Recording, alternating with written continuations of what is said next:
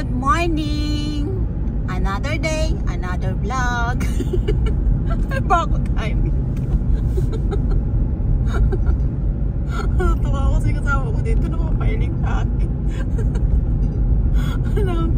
So ayan, nandito tayo ngayon sa Kagubatan dahil Scout ni V ngayong Sunday. So ayan, dito tayo. Diba? Ang ganda ng mga kulay ng mga dahon.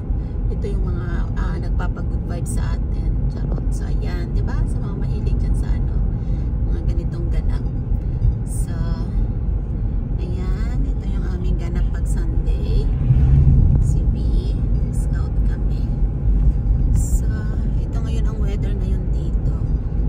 Mainit pero malamig. Medyo may ice na. Nag-start na naman ang tag-yelo. So ayan. So ang ganda ng kulay, diba?